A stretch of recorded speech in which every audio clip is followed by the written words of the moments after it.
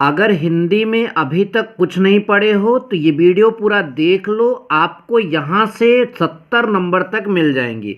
अगर ये आप पेपर हल करते हो तो जी हाँ, आपको 70 नंबर मिल जाएंगे। और इस पेपर को हल करना जो है मैं ट्रिक से समझा दूंगा। तो चलिए अब इस पेपर को उठाते हैं और हर एक प्रश्न का आंसर यहाँ पर आपको बताते चलते हैं। तो बिना किसी देरी के चलिए वीडियो की शुरुआत करते हैं। देखिए पहला प्रश्न है वासुदेव शरण अग्रवाल की कृति है। हमारे पास चार ऑप्शन है, मेरी असफलताएं, मातृभूमि, आधे अधूरे, आखिरी चट्टान। तो देखिए यहाँ पर पहले से टिक भी लग चुका है। वासुदेव शरण अग्रवाल की जो मतलब की कृति है वो आपका क्या होगा, मातृभूमि होगा। और मैं आप सभी को इस पेपर में ये भी बता दे रहा हूँ कि जैसे मेरी असफलताएं हैं ये बाबू गुलाब राय की रचना है, इसको भी याद रखिएगा।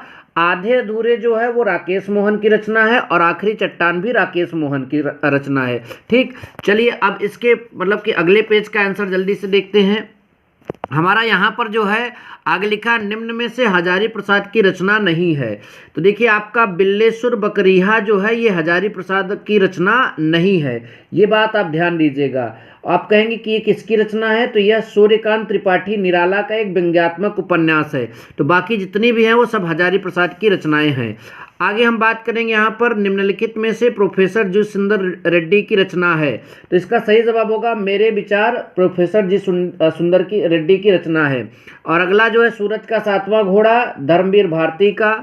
आलवाल जो है आपका अज्ञेय का रचना है। मैंने शिल्प पहुँचाई ये जो है आपका डॉक्टर विद्यानिवास मिश्र का है। उसके बाद अग्नि की उड़ान के रचनाकार की बात करें तो डॉक्टर एपीजे अब्दुल कलाम है, इसका सही जवाब होगा। और उसके बाद यहाँ पर जो है तो इसका यही जवाब होगा। ठीक, अब आगे बात करते हैं फरीश्वर रेणु की कृति ठुमरी किस विधा की रचना है। तो इसका सही जवाब होगा ये आपकी एक कहानी है। ठीक, अब बात कर लेते हैं अगले प्रश्न की। तो अगला प्रश्न है रस कलश किसकी रचना है। तो इसका सही जवाब होगा जो रस कलश है वो option number C Ayodhya Singh Upadhyay Hariaudh. अगला बात करें ख नंबर प्रश्न की, तो मैथिली शरण गुप्त की महाकाव्यात्मक कृति है। तो ये बहुत प्रसिद्ध कृति है साकेत। ठीक, ध्यान दीजिएगा। अब बात करते हैं निम्नलिखित में जयशंकर प्रसाद की काव्य कृति है। तो जयशंकर प्रसाद की जो काव्य कृति है इत्यलम, ये जयशंकर प्रसाद की काव्य कृति जो है इसमें पूछा है नहीं है, तो इत्यलम नहीं है, ये आपका जो है अज्ञेय की मतलब की रचना है। बाकी जितनी है वो जयशंकर प्रसाद की रचनाएं हैं।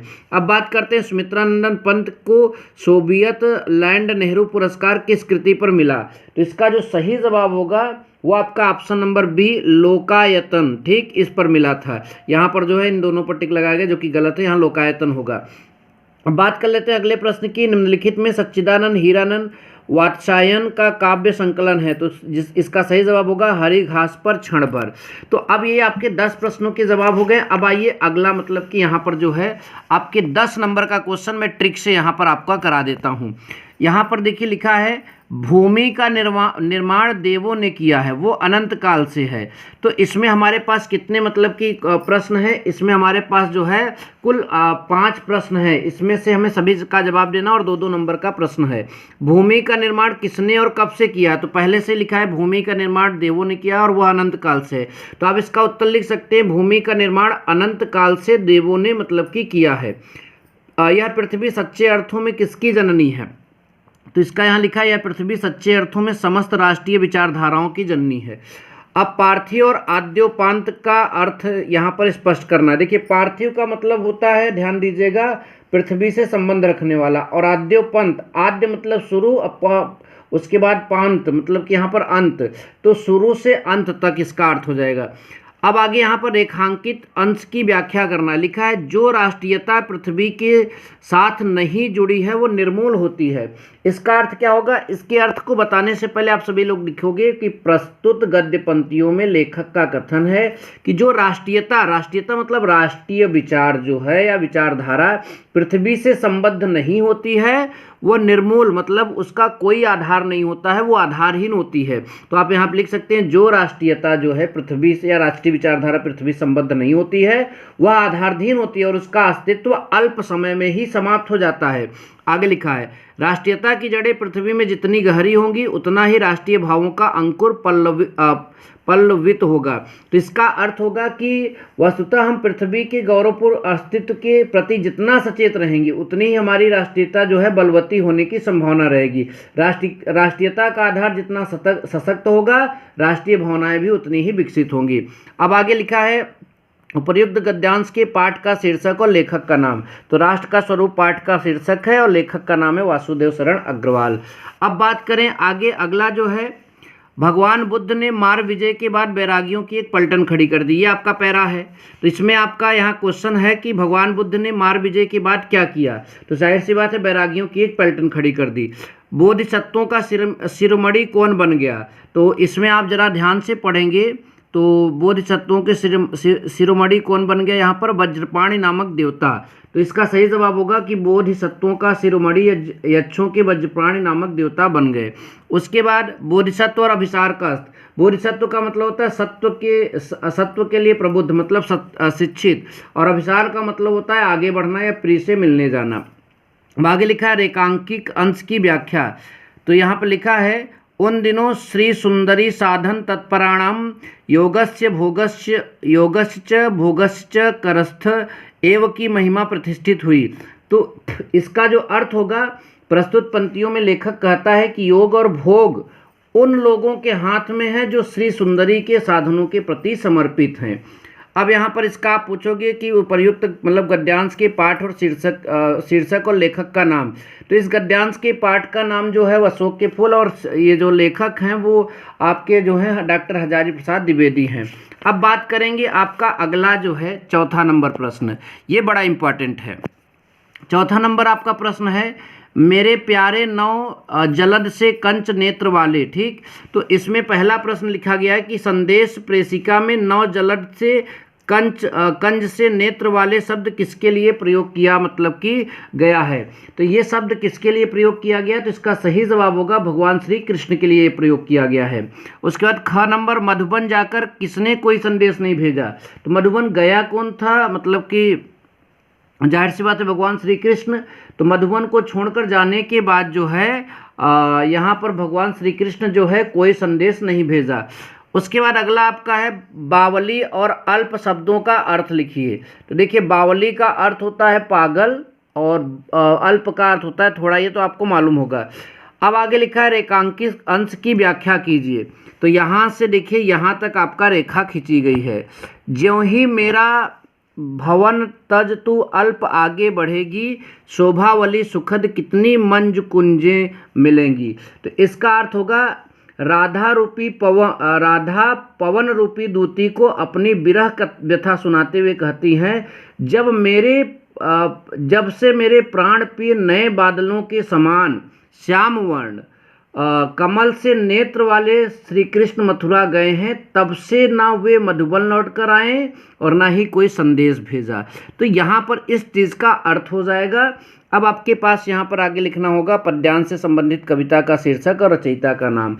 तो कविता का शीर्षक है पवन दूतिका और रचयिता का नाम है हरि औध। अब बात करेंगे अगला जो है सुख भोग खोजने आते सब आए तुम करने सत्य खोज। ये है। अब इसमें हमारे पास यहाँ पर पहला प्रश्न, इस दुनिया में सब लोग क्या खोजने आते हैं। तो आप पढ़कर ही देख सकते हो, सुख भोग खोजने आते हैं। उसके बाद ख नंबर प्रश्न में यहाँ पर लिखा है कि बापू ने पशुता के पंकज को क्या बना दिया। बापू ने पशुता के पंकज को क्या बना दिया।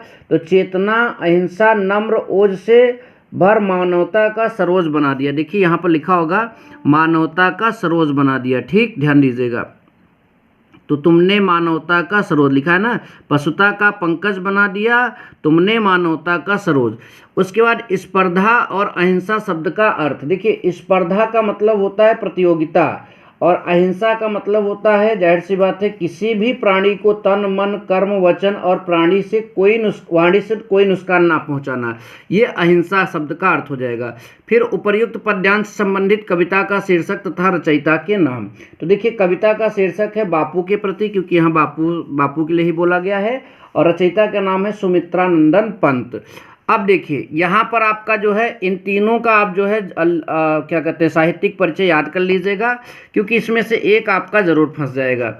अब बात करें जो है आपका इसमें जो है, तो इनमें भी तीनों का आप साहित्यिक परिचय याद कर लीजिएगा। पंचलाइट और बहादुर कहानी को आप हमारे चैनल पर पहले से अपलोड है, उसको सुनकर याद कर सकते हैं।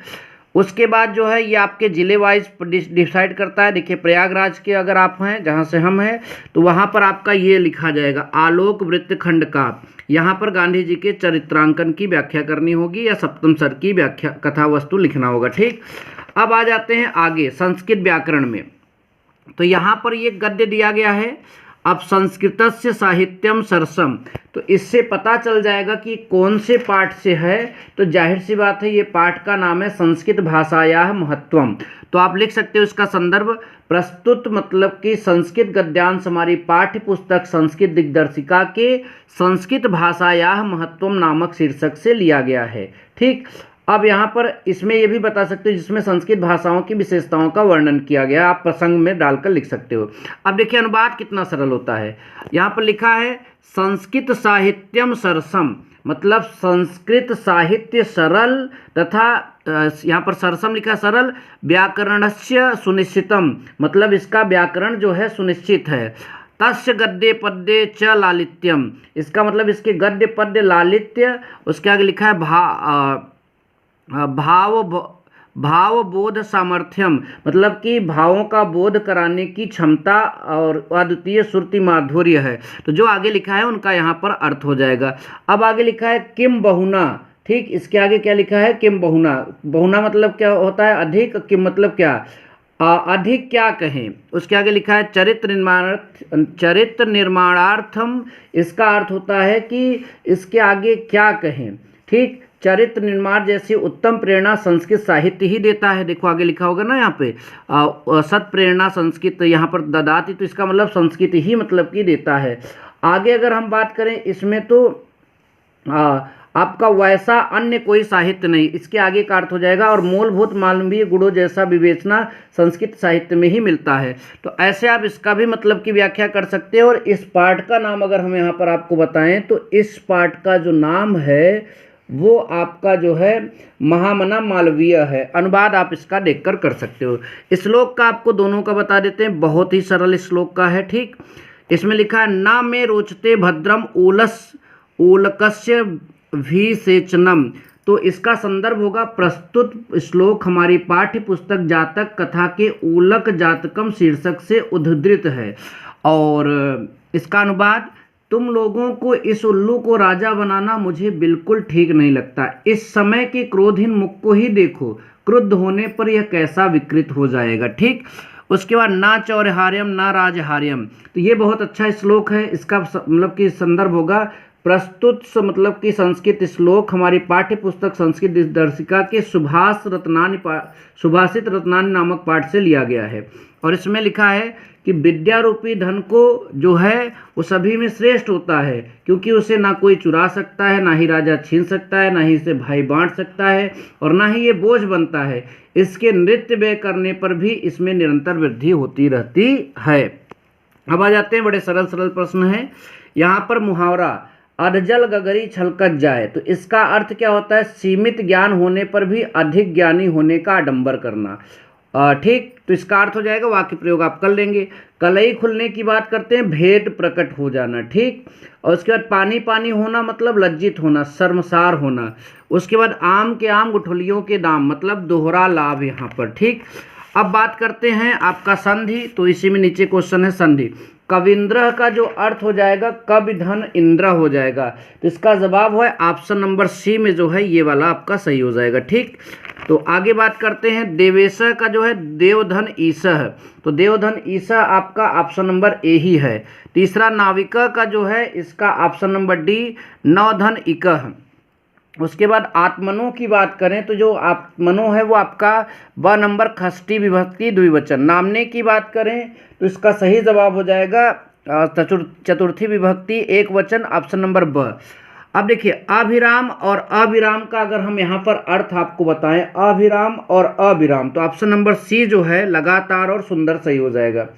जलद और जलद का हम अगर यहाँ पर आपको अर्थ बताएं तो इसका सही जवाब हो जाएगा ए, बादल और समुद्र। ठीक, उसके बाद देखिए यहाँ पर एक शब्द के दो अर्थ लिखने हैं, तो मैं तीनों का बता देता हूँ। दल का देखिए दो अर्थ आपका हो जाएगा संगठन और छोटे पौधे का छोटा कोमल पत्ता। उसके बाद मित्र का अर्थ बता देंगे तो सखा और सहचर। दाम का जो अर्थ है वो आपका कीमत, फंदा, जाल, बंधन, कुछ भी यहाँ पर लिख सकते हो। उसके बाद देखिए एक शब्द लिखना है, जो ईश्वर में विश्वास रखता है, जाहिर सी बात है आप उसे आस्तिक बोलोगे।